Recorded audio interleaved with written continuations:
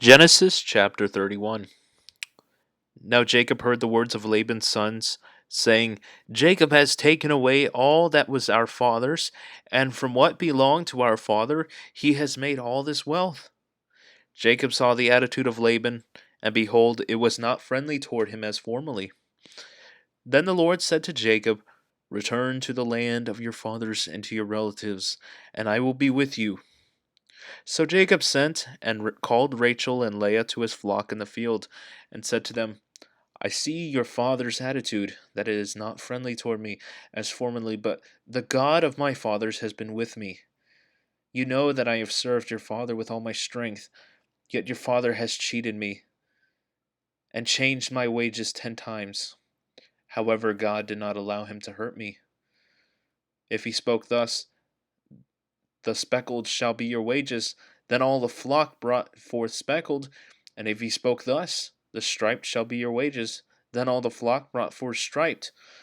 This God has taken away your father's livestock and given them to me. And it came about at the time when the flock were mating that I lifted up my eyes and saw in a dream, and behold, the male goats which were mating were striped, speckled, and mottled. Then the angel of God said to me in the dream, Jacob. And I said, Here I am. And he said, Lift up now your eyes and see that all the male goats which are mating are striped, speckled, and mottled. For I have seen all that Laban has been doing to you. I am the God of Bethel, where you anointed a pillar, where you made a vow to me. Now arise, leave this land, and return to the land of your birth. Rachel and Leah said to him, Do we still have any portion or inheritance in our father's house?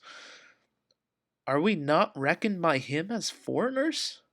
For he has sold us, and has also entirely consumed our purchase price. Surely all the wealth which God has taken away from our father belongs to us and our children. Now then, do whatever God has said to you. Then Jacob arose and put his children and wives upon camels, and he drove away all his livestock and all his property which he had gathered, his acquired livestock which he had gathered in Padan Aram, to go to the land of Canaan to his father Isaac. When Laban had gone to shear his flock, then Rachel stole the household idols that were at her father's. And Jacob deceived Laban and Aramean by not telling him that he was fleeing. So he fled with all that he had. And he arose and crossed the Euphrates River and set his face toward the hill country of Gilead. When it was told Laban on the third day that Jacob had fled, then he took his kinsman with him and pursued him a distance of 7 days' journey, and he overtook him in the hill country of Gilead. God came to Laban the Aramean in a dream of the night and said to him, Be careful that you do not speak to Jacob either good or bad. Laban caught up with Jacob. Now Jacob had pitched his tent in the hill country, and Laban with his kinsmen camped in the hill country of Gilead. Then Laban said to Jacob, What have you done by deceiving me and carrying away my daughters like captives of the sword? Why did you flee secretly and deceive me, and did not tell me, so that I might have sent you away with joy, with songs, with timbrel, and with lyre? And did not allow me to kiss my sons and my daughters? Now you have done foolishly. It is in my power to do you harm, but the God of your fathers spoke to me last night, saying, Be careful not to speak either good or bad to Jacob.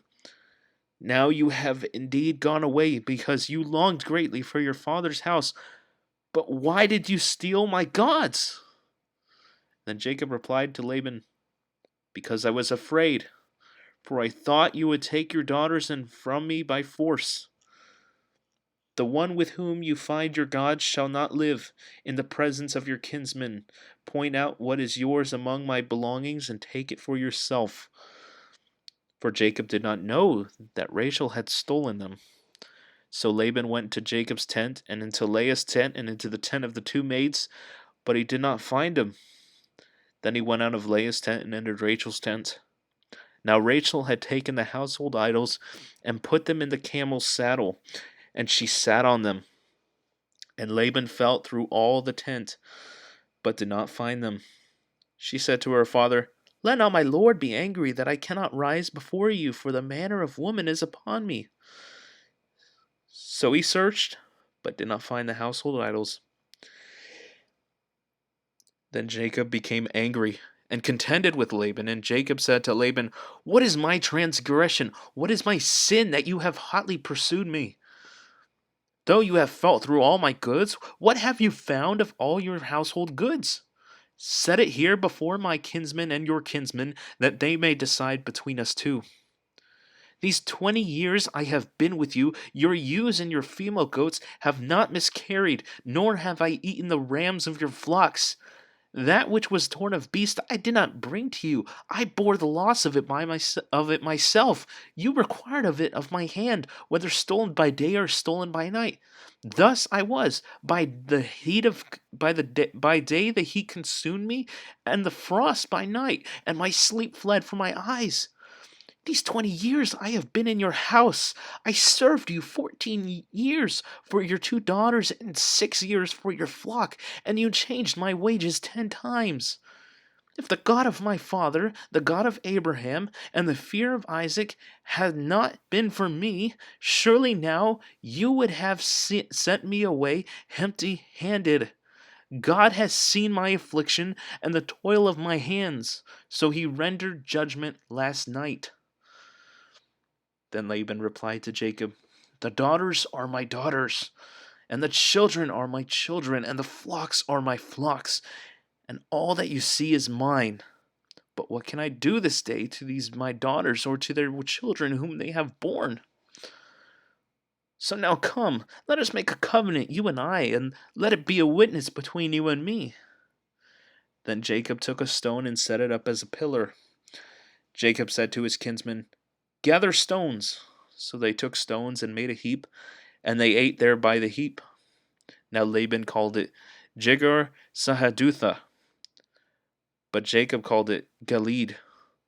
Laban said, "This heap is a witness between you and me this day." Therefore it was named Gilead. And Mizpah, for he said, "May the Lord watch between you and me when we are absent one from the other. If you mistreat my daughters, or if you take wives besides my daughters, although no man is with us, see, God is witness between you and me." Laban said to Jacob, "Behold this heap, and behold the pillar which I have set between you and me.